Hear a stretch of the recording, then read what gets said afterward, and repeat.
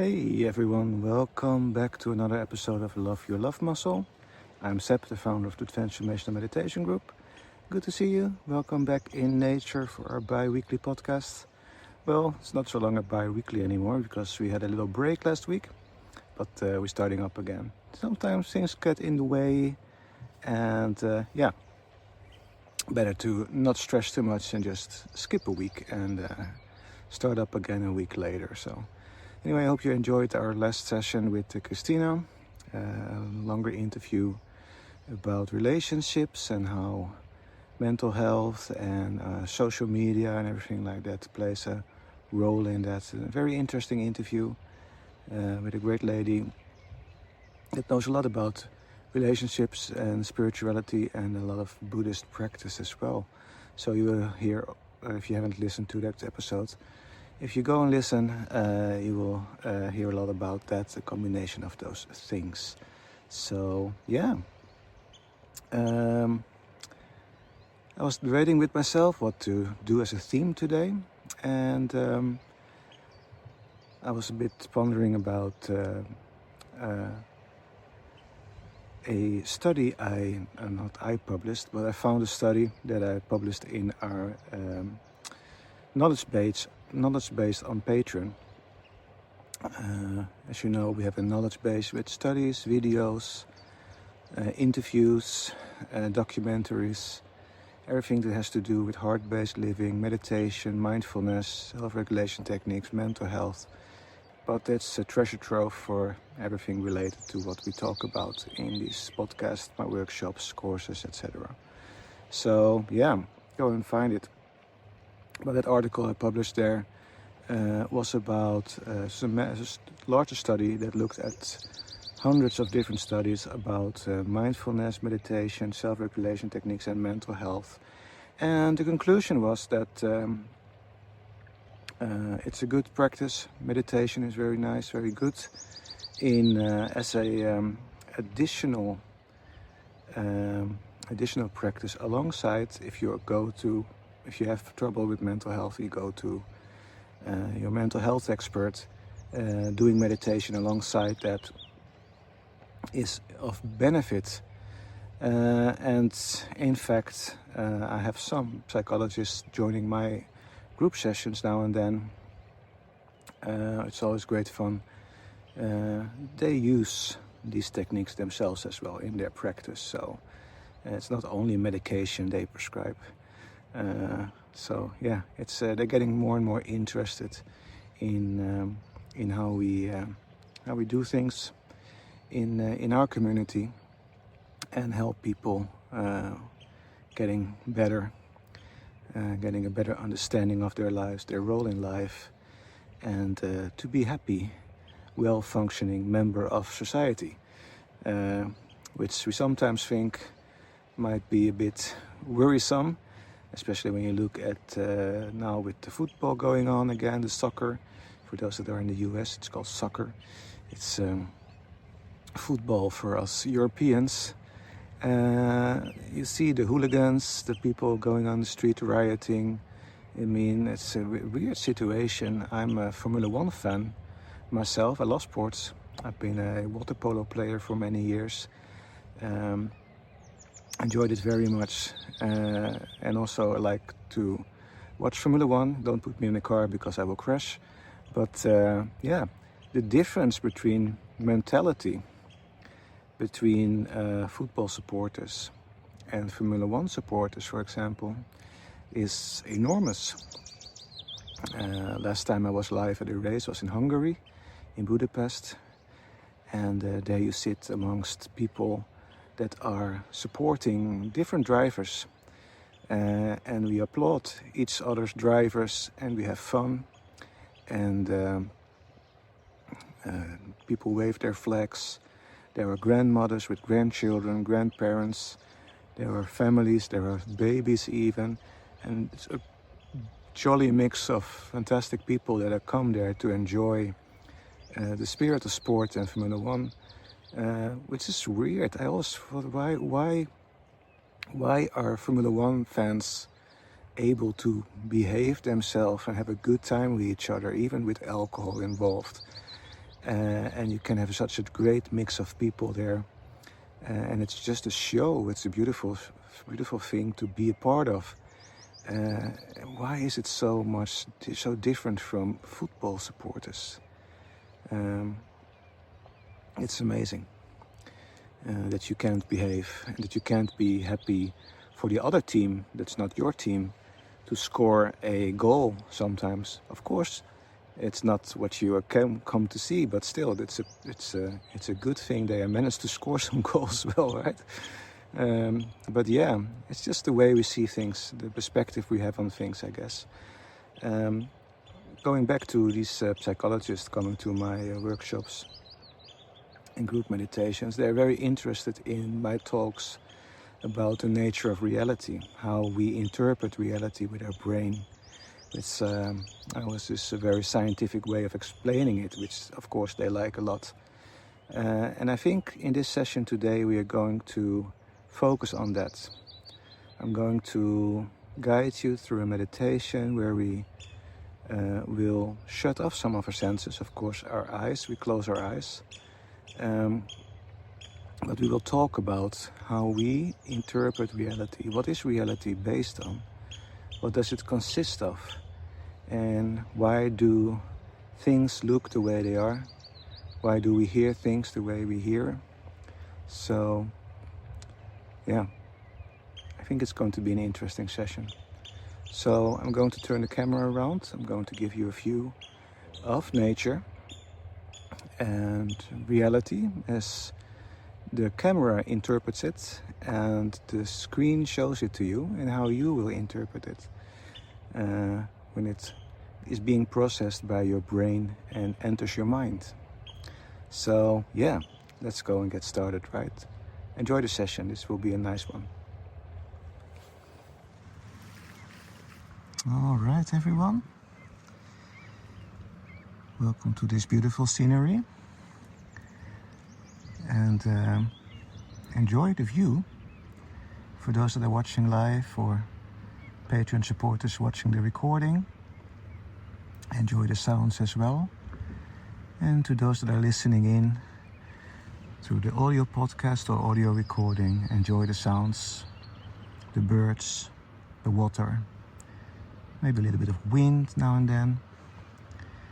It's all part of nature. It's all part of reality. And let's go further into reality, what it's about, what it consists of. So take a nice deep inhale through your nose. Exhale through your mouth. Lower your shoulders, loosen your jaw, and try to relax as much as possible. Find a good position, feel that you're getting centered. And again, take a nice deep inhale through your nose. And exhale through your mouth. Getting settled, slowing down. Now breathe calmly and deeply. Calm, nice, deep breaths. And with every exhale, calm down even more. Relax even more. Get centered even more.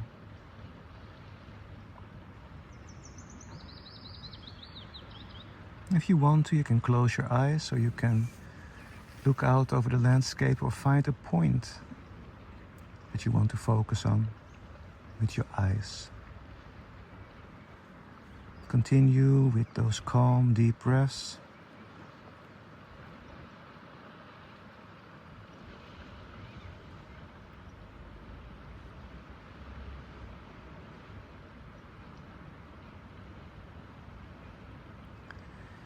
And notice where in your body you feel your breath the most.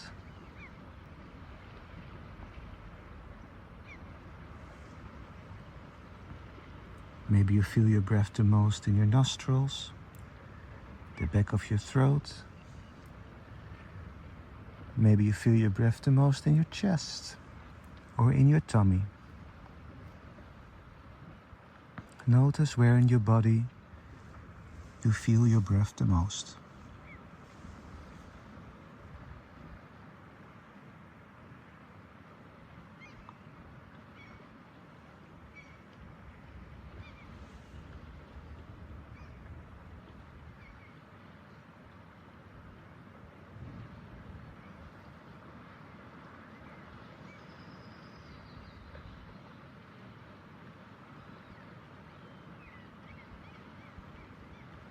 Now move that focus point into your heart space.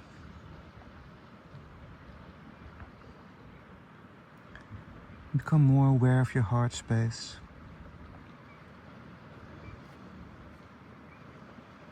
And imagine, just imagine, that you are breathing through your heart.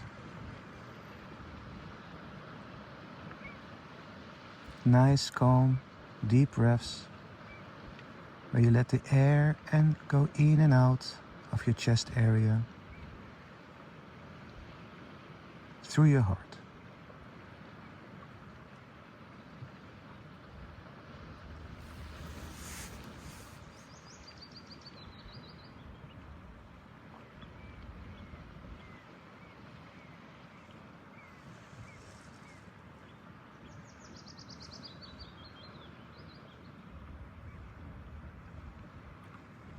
Let's start with reality and the understanding that everything is built up in reality out of energy. This is known since the early 1920s. Everything is energy. Also, physical things consist of energy, vibrating on a level, on a frequency and amplitude that we interpret as a physical object, but is still built up out of energy.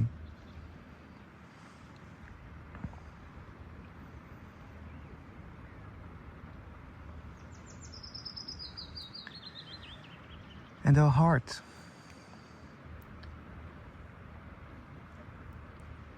can sense energy. Our heart is a radio transmitter and receiver. The organ, our heart, is electric. It's a muscle. We can measure the electrical signals coming from the heart.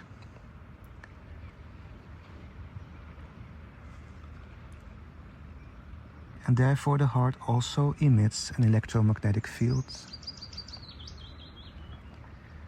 And like everything else that lives, everything that lives emits an electromagnetic field.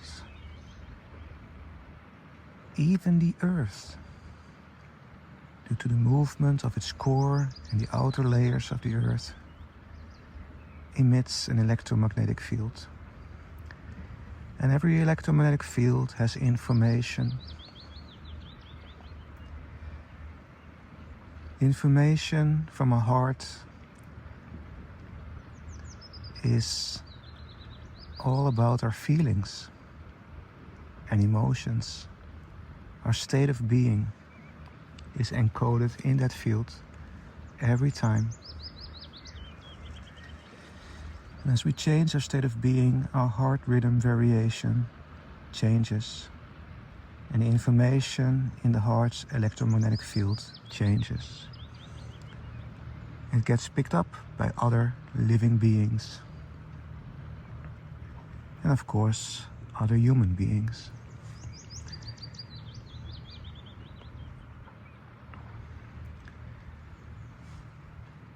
So we influence each other with our electromagnetic fields. The earth influences us with its electromagnetic field. And we, if we are a big enough group, can even influence the earth's electromagnetic field. Energy is information. Remember this. This is important.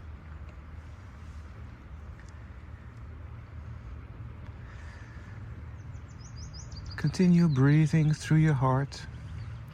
Imagine the electromagnetic field of your heart expanding with each breath, becoming more aware of its surroundings.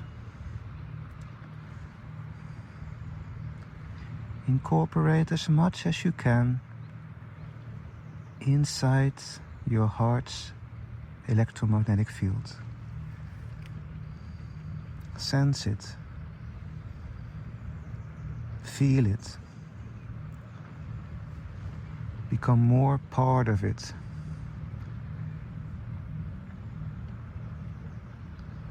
Feel the distance between you and your surroundings and nature disappear. You're part of it.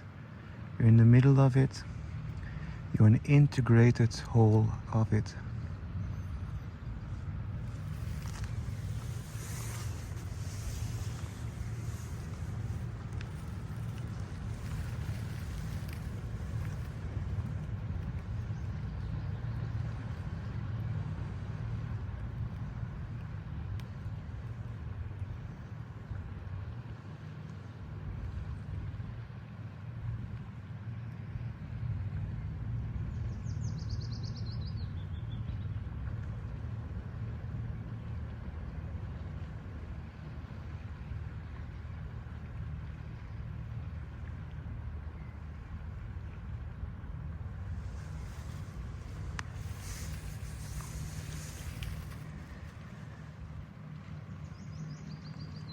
Now, if you haven't closed your eyes yet, do this now for a moment.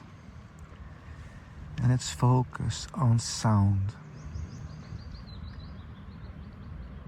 Listen to the sounds around you in your headphones or from your device for a moment.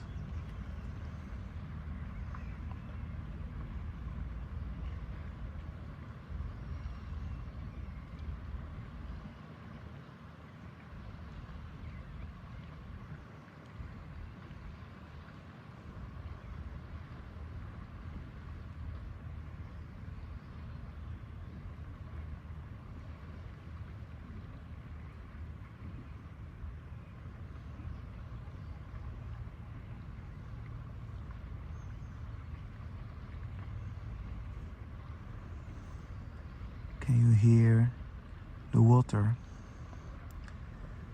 a slight breeze, the sound of a boat motor in the distance, a bird now and then, the sound of my voice, and if it's really quiet, you sometimes can hear the sound of your own body, your intestines, your breathing, your blood running through your veins, your heart pumping. Sound is a wave of energy going through the air. It reaches your ears, where it gets turned into an electric signal. And electric signals have information that our brain can interpret.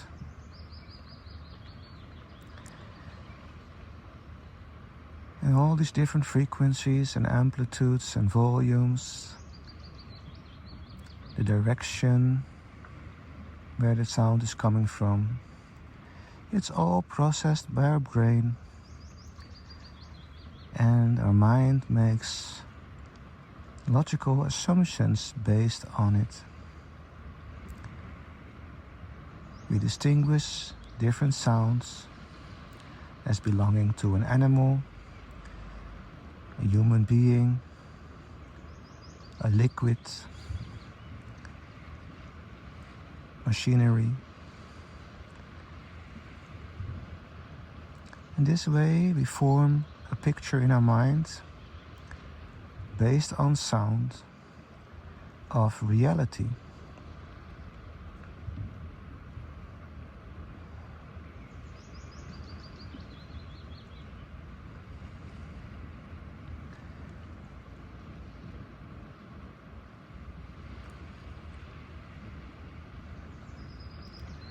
And can you imagine that a dog, for example, has different hearing capabilities?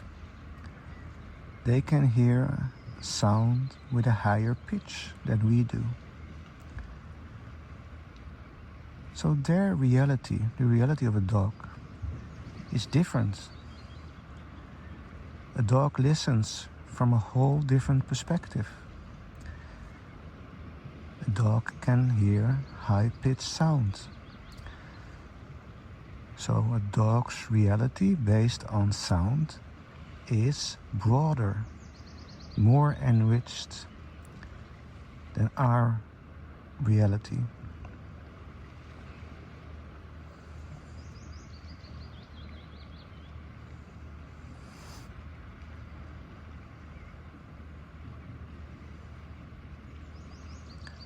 What you can't hear will never become part of your reality, even if it's there.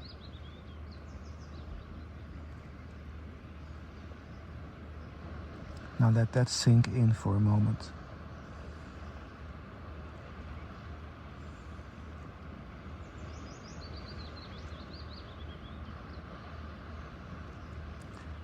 Now open your eyes. Keep breathing through your heart. Just gently open your eyes and look out over the landscape or on your screen,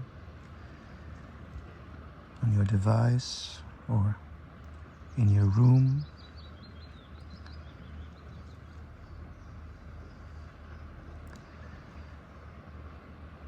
What you see is energy. It's a light coming from the sun, reflecting on surfaces, giving different colors, different hues. And that light consists of small photons, packages with energy that hits our eye, our lens, our retina. And our eye converts this again to electric signals with information that go to our brain to be processed. And from that information, our brain creates a picture, a video that it feeds to our mind. And we try to make sense of everything we see based on what we've learned, our history, our culture. And the same, of course, is also for our hearing. This whole video, this whole movie that we interpret is just part of reality. But it's our reality, the way we see it. Some people have excellent eyesight, others not. Some people are colorblind, others not. And just like with our hearing, we therefore, each of every one of us has a different version of reality. We experience reality in different ways. And based on our cultural background, our upbringing, our genetic memory even, we see reality from different perspectives.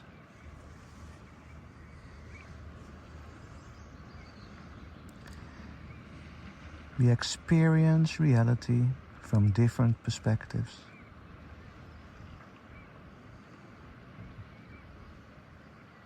Now let that sink in.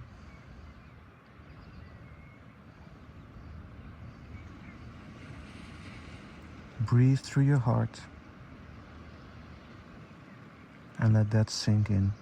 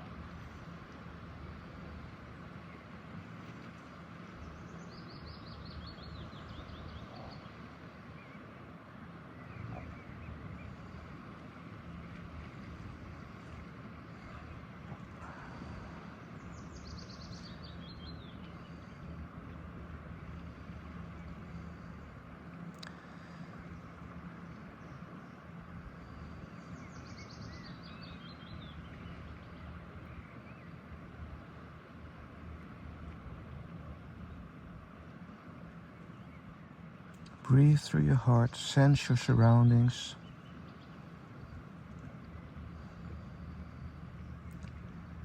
Be fully present in your version of reality.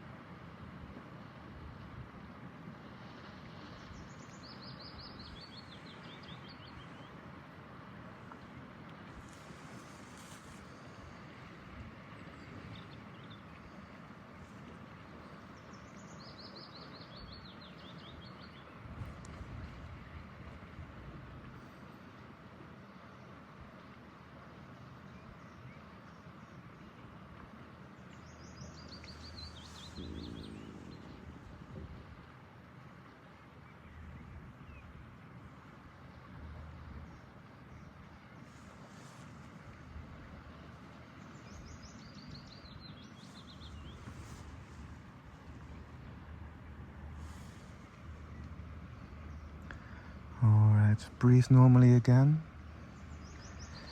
Wiggle with your fingers and toes. Slowly move your body back and forth. And if you had your eyes closed again, you can open them now, softly and gently. This concludes this short meditation session. I'll see you back in a few seconds. Welcome back. Okay.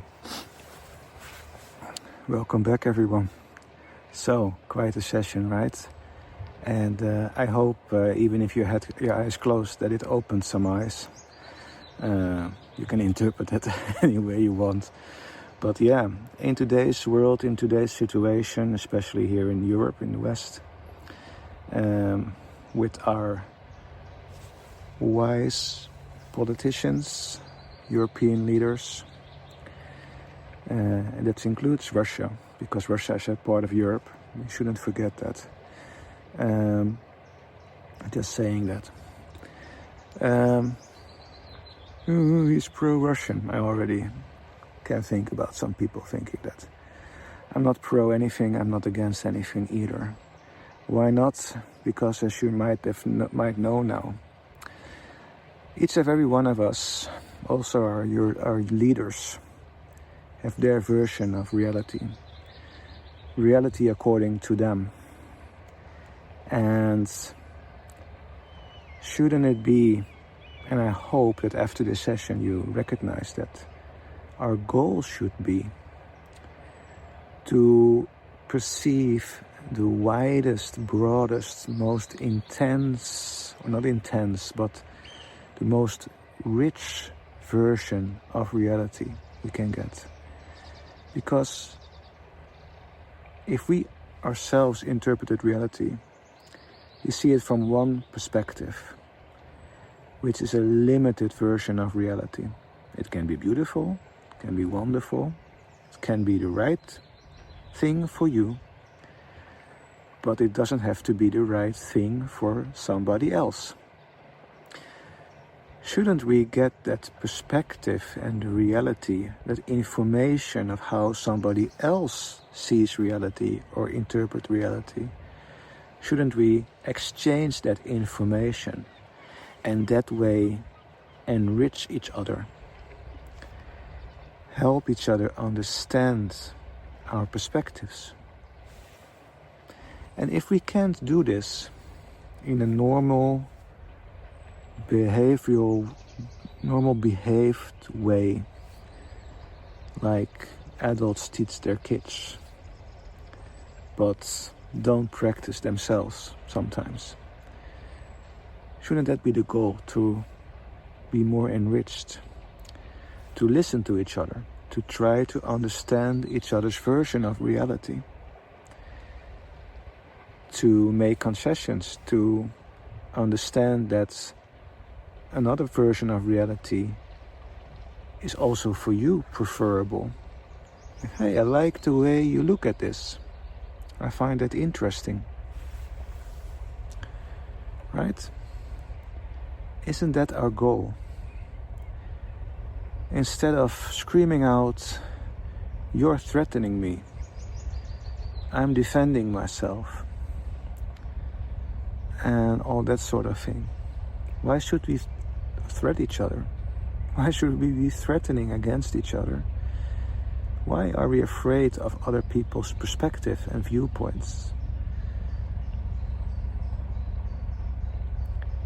It goes every way. I don't say that this country or this European leader is correct and this European leader is false. We all have our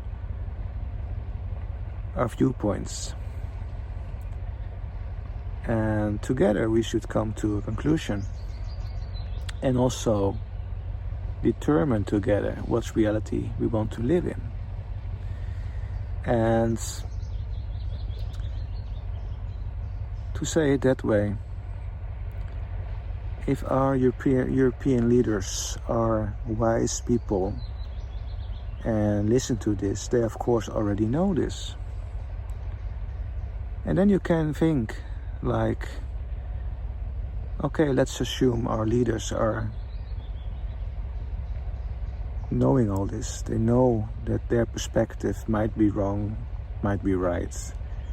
And they know they should take into account other people's perspectives and other countries' perspectives, other cultures, their perspectives as well. And there should be a dialogue there. There should be a total enrichment of reality, the understanding of reality, the world we want to live in. So assuming they know all this, they are wise beyond their words, it almost makes you think that everything that's going on now, in Europe especially, and for a part in the Middle East for some time now, is a willing action. It's like there's a need to be mean to each other.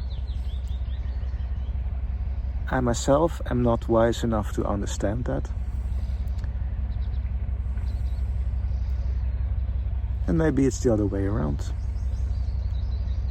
Maybe you and me and all the other people listening, we are the wise ones. Who knows? Maybe our leaders are truly stupid.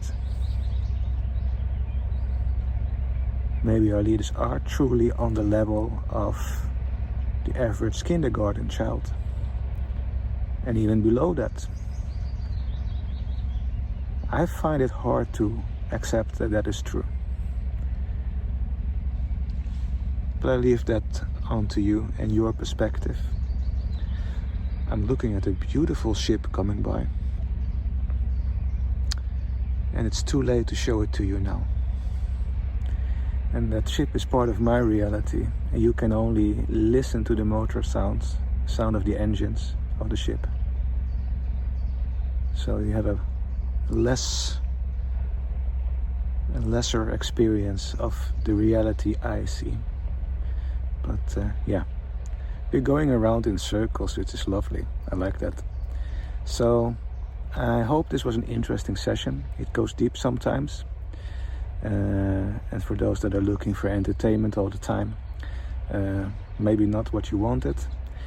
But I hope that for some people this was strike the chord or ring the bell and open some eyes, and yeah, gives you food for thought. I hope to see you back next time. Take good care, be safe, and namaste. Goodbye everyone.